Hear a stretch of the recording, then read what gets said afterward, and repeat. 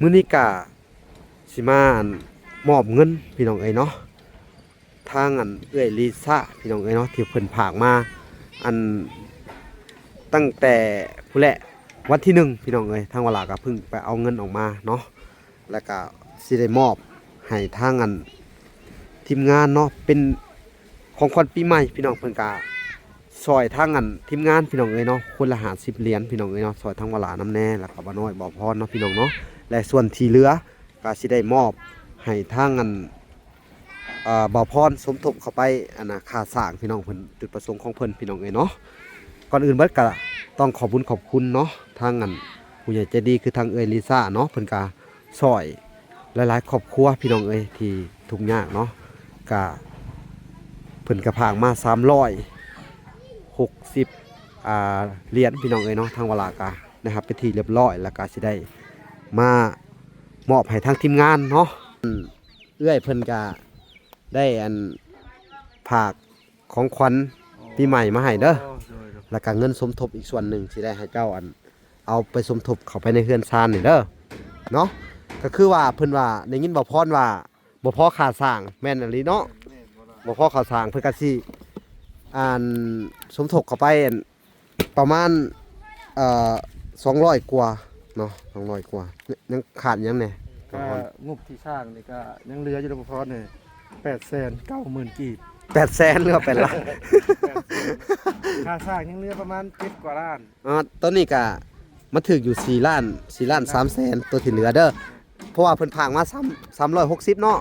360แหละทั้งวลาก็50ทั้งเจ้าก็50ทั้งว่าน้อยก็50เนาะหักออกไปละเดี๋ยวโดยหักเอาไปเดี๋ยวก็สิมอบให้เจ้าก่อนเด้อจ้ะผู้ที่บ่น้อยมาผู้ที่เด้อสวัสดีโดยบ่น้อยเอาสวัสดีเป็นจังได๋บ่น้อยปีใหม่อยู่ดีมีแห้งอยู่บ่ใครเนี่ยขึ้นมาแล้วได้ข่าวว่าบ่สบายเนาะเอากะสบายดีปีใหม่เนาะให้อยู่ดีมีแห้งเนาะกะทั้งเอื้อยลิซ่าเพิ่นก็ได้ให้ของขวัญปีใหม่เด้อ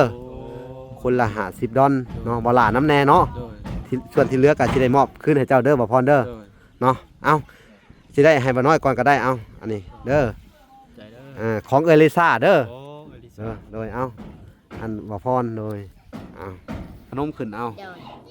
ขอขอบคุณหลายๆเด้อเอลิซ่าอยู่ทางอิสราเอล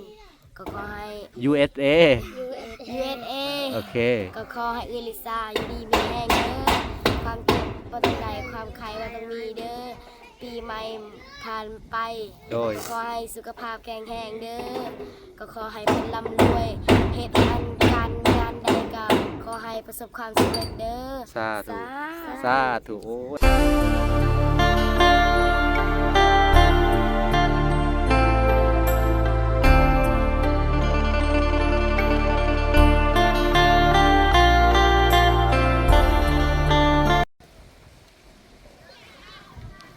โอเคพี่น้องเลยเนาะกับสบายดีพ่อแม่พี่น้องเนาะเบิดสู่คู่สู่คนพี่น้องเลยเนาะก็ยินดีเข้าสู่ช่อง YouTube เปาละสายบุญคุณธรรมคือเก่าพี่น้องเลยเนาะเส้นเก่าเส้นเคยพี่น้องเลยเนาะทักทายสบายดี FC ทางฝั่งไทยและ FC ทางฝั่งลาวและ FC ทางต่างประเทศนำเด้อพี่น้องเลยเนาะมื้อนี้ก็สิมามอบเงินพี่น้องเลยเนาะทางเอื้อยลิซ่าพี่น้องเอ้ยเนาะที่เพิ่นฝากมาตั้งแต่ผู้แหละวันที่1พี่น้องเอ้ยทางวลาก็เพิ่งไปเอาเงินออกมาเนาะแล้วก็สิได้มอบให้ทางทีมงานเนาะเป็นของขวัญปีใหม่พี่น้องเพิ่นก็ซอยทางทีมงานพี่น้องเอ้ยเนาะคนละ50เหรียญพี่น้องเอ้ยเนาะซอยทางวลาน้ำแน่แล้วก็บ่น้อยบ่พรเนาะพี่น้องเนาะและส่วนที่เหลือก็สิได้มอบให้ทางบ่าวพรสมทบเข้าไปค่าสร้างพี่น้องเพิ่นจุดประสงค์ของเพิ่นพี่น้องเอ้ยเนาะก่อนอื่นเบิดก็ต้องขอบคุณเนาะทางผู้ใหญ่ใจดีคือทางเอ้ยลิซ่าเนาะเพิ่นก็ช่วยหลายๆครอบครัวพี่น้องเอ้ยที่ทุกข์ยากเนาะก็เพิ่นก็พางมา360เหรียญพี่น้องเอ้ยเนาะทางวลากานะครับเป็นที่เรียบร้อยแล้วก็สิได้มามอบให้ทางทีมงานเนาะคนละ50พี่น้องเอ้ยก็ต้องขอบคุณเด้อทางเอื้อยลิซ่าเนาะขอให้เอื้อยเพิ่นเนาะและครอบครัวพี่น้องเอ้ยปีใหม่นี่ก็ มีแต่สุขภาพแข็งแรงเนาะความเจ็บอย่าได้ความไข้อย่ามีหายเจ็บหายไข้หายพยาธิโรคาพี่น้องเอ้ยเนาะสิ่งใดที่มันบ่ดีก็ให้หายไปในปีเก่าเนาะปีใหม่มาแล้วก็ขอให้มีแต่สุขภาพแข็งแรงเด้อเด้อเนาะปราศจากโรคภัยไข้เจ็บเนาะบุญกุศลที่ทั้งเอื้อยได้สร้างเนาะช่วยเหลือครอบครัวคนทุกข์ยากบ่ว่าจะเป็นนั่นทางครอบครัวน้องตุ้ยน้องเนินนาพี่น้องเพิ่นก็ซอยเนาะแล้วก็ครอบครัวอันน้องลินดาเนาะก็เป็นเงินสมทบเข้ามาเนาะรู้สึกว่าเพิ่นก็สิซอยทั้งบ่น้อยแน่แล้วก็สิซอยมาทั้งอันบ่ละก็คือนี่แหละเพิ่นโอนเข้ามาให้สมทบเกี่ยวกับเรือนชานเนาะพี่น้องเนาะมันบ่พอส่วนใดก็ให้ทางบ่พรเพิ่นจัดการได้เลยเพิ่นว่าเนาะเอ้าทั้งบ่ละก็สิได้เข้าไปอันทักทายอันทั้งอันบ่พรก่อนเนาะคุณเพิ่นก็ย่างมาแล้วเนาะโอ้ยคุณมาแล้วพี่น้องเอ้ยทั้งบ่น้อยก็กำลังสิมาเนาะก็สิได้ให้ของขวัญปีใหม่เพิ่นว่าเนาะเอาสบายดีเด้อบ่าวพร เอาสบายดีปีใหม่เนาะทั้งอันเอื้อยเพิ่นก็ได้อันฝากของขวัญปีใหม่มาให้เด้อแล้วก็เงินสมทบอีกส่วนหนึ่งสิได้ให้เจ้าอันเอาไปสมทบเข้าไปในเฮือนชานนี่เด้อเนาะก็คือว่าเพิ่นว่าได้ยินบ่าวพรว่าบ่พอค่าสร้างแม่นอีหลีเนาะบ่พอค่าสร้างเพิ่นก็สิสมทบเข้าไปประมาณ200 กว่าเนาะ200 กว่ายังขาดยังแหน่ ก็งบที่สร้างนี่ก็ยังเหลืออยู่บ่พอเนี่ย890,000 กีบ 800,000หรือว่าเป็นล้าน ค่าสร้างยังเหลือประมาณ7 กว่าล้าน ต้นนี้ก็มาถึงอยู่4 ล้าน4 ล้าน3แสนตัวที่เหลือเด้อเพราะว่าเพิ่นพากมา360เนาะ360แหละอันน่ะทั้งวลาก็50ทั้งเจ้าก็50ทั้งวน้อยก็50เนาะ ทางออกไปละ50เดี๋ยวโดยหักเอาไปเดี๋ยวก็สิมอบให้เจ้าก่อนเด้อจ้ะในส่วนตัวอันที่เพิ่นให้ปีใหม่เนาะก็ให้ทั้งเจ้าแล้วบ่น้อยขอบคุณเพิ่นเอาเด้อทั้งวลาก็นี่แหละขอบคุณเพิ่นในคลิปนั่นแหละบ่น้อยมาพอดีเลยเนาะอ๋อ100มันถูกคน101ดอลเท่ากับ21,000 กีบโอเคกับพอดี101ก็ได้อยู่2 ล้าน1แสนกีบอันหักค่าธรรมเนียมอีก50 บาท50 ดอลลืมไป50 ดอลก็ได้1 ล้าน5แสนกีบ50,000 กีบ50,000 กีบโทษทีพี่น้องเอ้ยเอาสิได้มอบให้ก็เด้อซะเด้อเอาสิได้มอบผู้นี้บ่น้อยมาผู้นี้ด้วยสวัสดี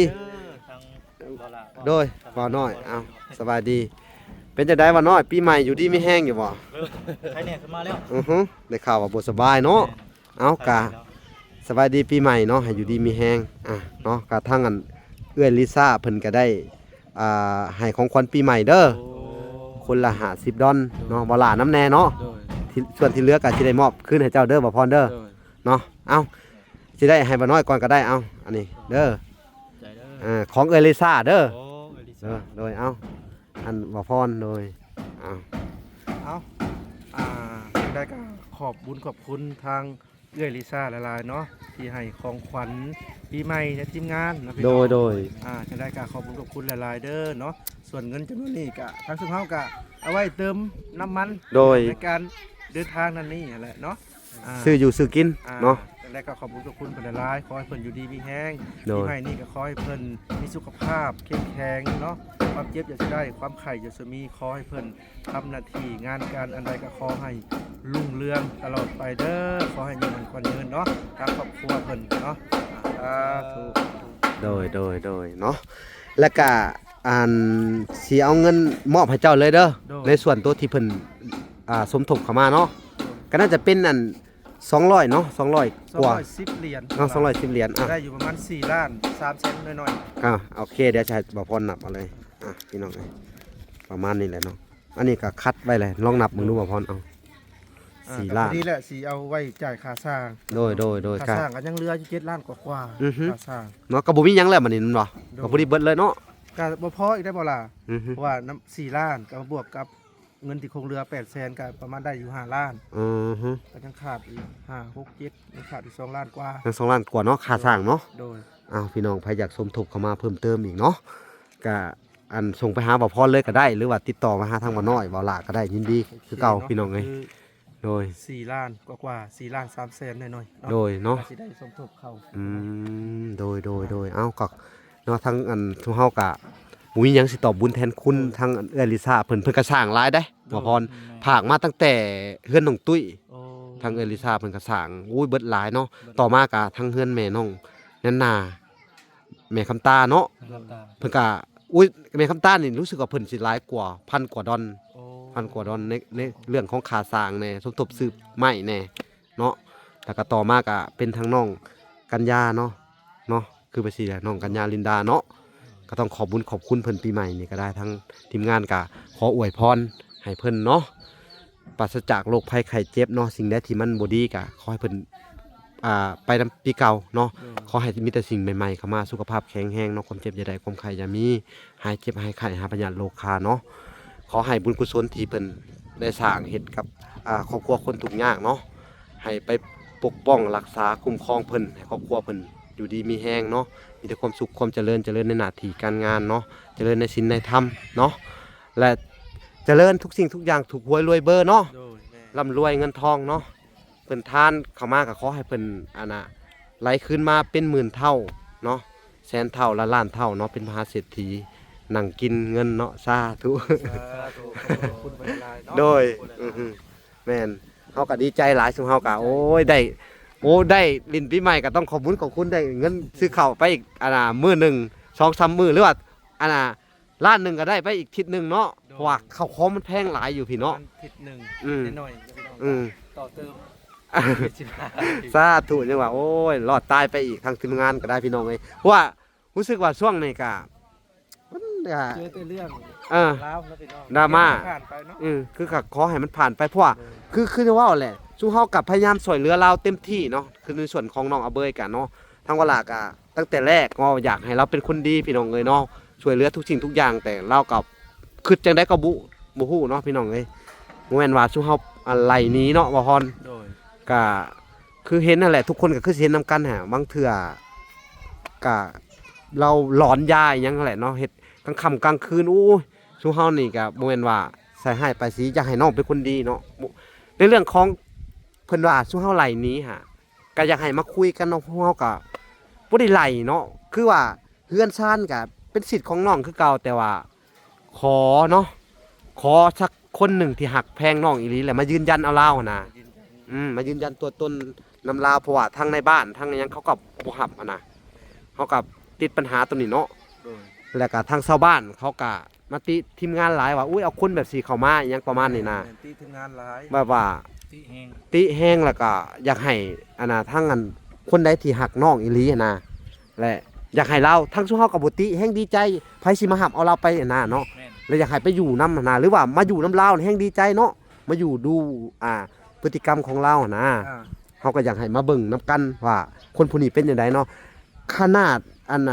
พี่น้องเราแท้ๆคือลุงเราบ่เลื่อนนาบ่าวเนาะอยู่ทางบ้านนาทอง เขาก็ยังบ่หับหูเอาเขาก็เอื้อมละอายกับพฤติกรรมของเรานะเนาะแต่อันนี้ก็เขาเว้าเนาะแต่ว่าหลายๆคนเว้ามาก็เป็นเสียงเดียวกันเนาะทำนองว่าเขาก็บ่อยากไปโจมตีหยังน้องแต่แรกอยากซอยเนาะทั้งที่ว่าล่าฮู้ได้แต่ตอนแรกว่าชาวบ้านก็มาเตือนว่าคนผู้นี้เจ้าเอาไปถ้าเบิ่งโลดมันสิสร้างความเดือดร้อนกะโอ้กะแม่นความชาวบ้านอะลีเลยบ่พรบ่น้อยเนาะทั้งเวลากะจักสิว่าจังใดเนาะก็ย้อนความอยากซอยก็บ่ได้พังความชาวบ้านใช่เนาะก็ซอยไปถ่ายทำแล้วก็เอามาซื้อที่ดินให้เนาะแล้วก็หลายอย่างพี่น้องเอ้ยเนาะมาซื้อที่ดินให้แล้วก็ ทั้งเพิ่นสิ เป็นคน ปรับเปลี่ยนเนาะ แม่น แต่ว่าพอลึกๆไปแล้วก็บ่ปรับบ่เปลี่ยน แม่น คือทั้งเวลานี่ก็ถอยออกตั้งแต่โดนแล้ว แม่นตั้งแต่อุ้ยเว้ากันตั้งแต่เดือน6กูแหละตั้งแต่หลังปีใหม่สงกรานต์เนาะ 1-2 เดือนนี่ทั้งเจ้าฮู้ข่าวว่ามันบ่ค่อยดีเนาะ อือฮึ ก็เลยตีโตวออกห่าง แม่น แล้วก็หลายคนอยู่ตีโตวออกห่างเนาะ แม่น ประมาณ2-3ช่องนี่แหละก็ตีโตวออกห่าง แม่นก็บอกก็ยอมรับว่าพฤติกรรมเรื่องนิสัยของเราบ่เปลี่ยนนะเพราะเขาพยายามแบบอยากให้เราเป็นคนดีคือคนอื่นเขานะคือว่าซอยไปแล้วสิได้ดีซอยไปแล้วสิอันนั้นนะแต่ปัญหาหลักกับยุ่งเกี่ยวกับยานี่แหละว่าพรคือคนติดยานี่สิบ่พังไผเด้ นั่น เนาะแบบบำบัดก็ยากเนาะหรืออีหยังก็คนติดยานี่เขาสิมีเป็นโรคส่วนตัวของเขานะแบบคล้ายๆคิดแนวใดเฮ็ดแนวนั้นเลยนะ ที่ก็สิ่งบ่แม่นก็เว้าไปเนาะ แม่น อย่างเช่นมีหยังก็มีคนอยากอันเข้าไปนอนน้ำเมียสิ อือฮึ จริงมันก็บ่แม่น แม่นแบบว่าโอ้ทั้งเวลาก็เอื้อมละอายทั้งชาวบ้านก็แบบว่ามามามาโจมตีเฮาหลายเนาะว่าเอ้ยเอาคนผู้นี้เข้ามาซุเจ้ารับผิดชอบจังซั่นซี่นะเฮาก็รับผิดชอบบ่ไหวแหละเนาะคือว่าเฮาทั้งทีมงานหรือว่าทั้งซุเฮานี่ก็ได้ออกไปหาหน้าบ่าวแล้วเนาะหรือว่าทางในบ้านเราแจ้งการว่าซุเฮาบ่รับนะว่าบ่รับผิดชอบใดๆเพราะว่าอันเขาก็ต้องการคนยืนยันคือกันปัจจุบันนี่คนยืนยันว่าย้ายมาที่นี่ขนาดขึ้นเฮือนนี่คือมีภายในหูเห็นตอนเราขึ้นเฮือนนะปกเพราะปกตินี่เฮาสิเฮ็ดเฮือนให้ไผนี่ช่วงเฮาสิเอาในบ้านมันยืนยันแม่นบ่แต่ว่าอันคือของเรานี่ในบ้านก็ยังบ่มาบ่มีไผมาจักคนเลยผู้หลักผู้ใหญ่เนาะแล้วมันก็นี่แหละคือปัญหาถ้าเวลามันเกิดขึ้นมาแหละมันก็ส่งกับผลกระทบหลายๆอย่างนะทางอันชูเฮานี่ก็บอกชาวบ้านเขาไปแล้วต่อไปนี้เนาะชูเฮาบ่รับรู้นํคือไปสิแล่นหนี้เตลิดเติดเปิงไปทั้งที่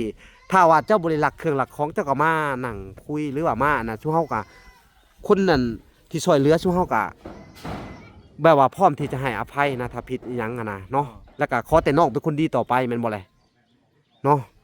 เอาก็มีแต่ว่าซ้ำนี้แหละพี่น้องก็ โดย จักสิว่าจังได๋ถ้าน้องมาก็รับคือเก่าก็คือเก่าเฮือนของเราก็มีไผเอาหรอกของเรา บ่มีไผเอาดอกทั้ง แม่น เฮาก็บ่ได้อยากได้ดอก บ่ได้แม่นสิว่ามาอยากได้อันนี้นะเฮาก็ต้องอีกอย่างหนึงก็ต้องโทรถามว่าสัญญาอีกเพราะว่าทั้งอันผู้ใหญ่ทั้งว่าสัญญาเป็นคนสร้างเฮือนให้เนาะ โดย แต่ทั้งบ่ลากะในส่วนของผู้ใหญ่ของบ่ลากะเป็นเสาเป็นหยังนั่นแหละเป็น ไม้เส้นไม้หยังแหละเฮาซื้อเฮ็ดกระตอกกระต๊อบเป็นหลายอย่างคือกันเนาะซื้อสมทบดินน่ะนะเนาะก็คือว่าเรื่องนี้ค่ะน้องอาเบยเป็นคนดีอยู่ต่อไปเฮาแฮงดีใจถ้าเพิ่นกลับไปนี่แล้วเพิ่นกลับมาแล้วมาอยู่ตั้งใจเป็นคนดีนะเฮาก็อยากเห็นเป็นซั่นเนาะ โดยแม่น เฮาก็บ่ได้อยากไปอันน่ะอีหยังมากมายดอกขอแต่ว่านิสัยน้องสิเปลี่ยนบ่แค่นั้นน่ะนะแล้วก็มีคนมาหับห้องเอาอีหยังประมาณนี้นะช่วงเฮาก็ดีใจนะเพราะว่าช่วงเฮาเจตนาของช่วงเฮาเจตนาช่วยเหลือคนที่แบบว่าอยากผลักดันให้เขามีอยู่มีกินมีอนาคตต่อไปเนาะบ่พรบ่น้อยแม่นบ่เพราะว่าทั้งเฮาก็บ่ได้เจตนาว่าต้องมาใช่ร้ายหรือว่าต้องมา เฮือน อยากได้เฮือนอยากได้หยังของเราคือ บ่ได้คิดเลย แม่นก็คือผู้ใหญ่เว้าดินอีหยังทุกก้อนทุกอีหยังก็เป็นของเราเบิดหั่นแหละแต่ว่าคือทั้งทีมงานนี่ขอบ่รับเอาเราแล้วบัดนี้นะขอปฏิเสธเลยว่าสู้เฮาสิขอหยุดแต่เพียงเท่านี้เนาะนับจากนี้เป็นต้นไปก็บ่ขอรับรู้นำเราอยากเฮ็ดอีหยังก็เรื่องของเรานะแม่นบ่ แม่น เอ้าก็นี่แหละคลิปนี้ก็เป็นคลิปยืนยันว่าสู้เฮาขอมอบคืนอาเบยนี่ขอให้คนได้ที่อันน่ะหักแพงเราเนาะคนได้ที่อันน่ะอยากเอาเราไปเลี้ยงดูก็แฮงดีอยากมาอยู่นำเราก็ได้สู้เฮาดีใจเนาะขอแค่ยืนยันแบบสิทั้งในบ้านก็ต้องการแบบสิแหละเนาะเอ้าพี่น้องเอ้ยก็สิประมาณนี้แหละเนาะ โดย เอ้าปีใหม่นี่ก็อันน่ะขออันน่ะให้พรอันน่ะผู้ใหญ่หรือว่า FC หลายๆท่านเนาะที่อันเบิ่งคลิปเนาะก็ขอให้มีแต่ความสุขความเจริญเนาะทางทีมงานเฮาก็อันบ่มีหยังสิตอบบุญแทนคุณเนาะก็ช่วยเหลืออันน่ะนี่แหละก็สิตั้งใจอันน่ะเฮ็ดความดีต่อไปซุเฮาก็เนาะปีใหม่นี่ก็สิตั้งใจช่วยเหลือคนต่อไปเนาะคนใดที่ช่วยได้ซุเฮาก็ช่วยคนใดที่ช่วยบ่ได้นักหนาสาหัสมันก็บ่ฮู้ว่าสิเฮ็ดจังได๋แหละเนาะช่วยทำที่ช่วยได้เนาะ เอ้าก็ต้องขอบคุญขอบคุณผู้ใหญ่ทุกท่านที่ช่วยเหลือมาในทุกๆเคสเนาะแล้วก็ว่าจะเป็นช่องบ่อน้อยบ่อพรบ่อละเนาะก็ขอขอบคุญขอบคุณเนาะผู้ใหญ่ใจดีเบิดสู่ขู่สู่คนพี่น้องเอ้ยแล้วก็ FC ทุกท่านที่เบิ่งคลิปแล้วก็เนาะบ่ซอยหยังก็กดไลค์กดแชร์กดติดตามไว้เพื่อเป็นกำลังใจพี่น้องเอ้ยเนาะทั้งเฮาก็ดีใจแล้วเนาะทั้งเวลาก็สิเข้าไปอัปเดตเฮือนซ่านอีกหน้อยนึงพี่น้องเอ้ยเนาะเอ้าโอเคพี่น้องเอ้ยนี่เพิ่นก็สร้างมื้อนี้ได้มุงหลังคาเป็นที่เรียบร้อยแล้วเนาะ นี่โอ้ยฝุ่นน้องๆกันนั่งเก็บไม้อยู่ตลอดเลยพี่น้องเอ้ยนี่โอ้สบายดี สบายดีเด้อเป็นจังไดลูกอันน่ะเปียผมงามมื้อนี่เนาะ โทษโทษ อาบน้ำเรียบร้อยหาห้องหาเฮาเรียบร้อยนี่กินข้าวกินปลาแล้วบ่อืม อันน่ะมื้อนี้ก็ทางอันบ่ล่าได้มามอบเงินเด้อมอบเงินค่าสร้างเด้อจากเอื้อลิซ่าเด้ออยากให้อันทางอันลินดากับกัญญาขอบคุญขอบคุณเพิ่นเด้อ เอานี่มานั่งดีๆลูกนั่งดีๆเอาเข้ามาหน่อยเข้ามาขอบบุญขอบคุณผู้ใหญ่เด้ออือฮึเอานั่งดีๆพนมมือขึ้นแหละขอบบุญขอบคุณเพิ่นอันนะเอื้อยลิซ่าเด้ออยู่ทางอัน USA เด้อเพิ่นก็ผากมาสมทบอันนะให้ในเรือนชานเด้อโอ้ยประมาณ200กับ10เหรียญที่จริงเพิ่นผาก350เพิ่นก็ซอยอันทางทีมงานเด้อคนละ50เหรียญอันน่ะค่าอันของขวัญวันปีใหม่เพิ่นว่าค่าน้ำมูกน้ำมันเนาะเอาสนากะขอบคุณเพิ่นเด้อยกมือพนมขึ้นเอา เดี๋ยวขอบคุณหลายๆเด้อเอลิซ่าอยู่ทางอิสราเอลก็ขอให้ USA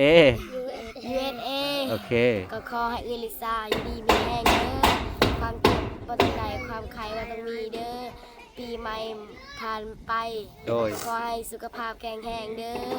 ก็ขอให้เพิ่นร่ำรวยเฮ็ดการงานใดก็ขอให้ประสบความสำเร็จเด้อ สาธุสาธุโอ้ยเนาะสมดังปรารถนาเนาะขอให้เจ้ามีแต่ความสุขความเจริญเด้อน้องๆเพิ่นก็ให้พรแล้วเด้อเนาะได้บ่ลักก็ได้มอบให้ทั้งบ่พรสมทบค่าสร้างแล้วเด้อเอาดีมุกดีใจนำเนาะเรื่องก็สิแล้วเลยได้นี่แม่นบ่ยังอีกประมาณ3มื้อสร้างเพิ่นว่าสิได้ขึ้นอีกแล้วพี่น้องเอ้ยเอาโอเคเด้อเอาพี่น้องเอ้ยคลิปนี้ก็ทั้งเวลาก็สิได้ขอตัวลำลาไปก่อนพี่น้องเอ้ยเนาะฝากติดตามคลิปตอนต่อไปเนาะพี่น้องคลิปนี้ขอกล่าวคำว่าสบายดีและสวัสดีพี่น้องเอ้ยบ๊ายบาย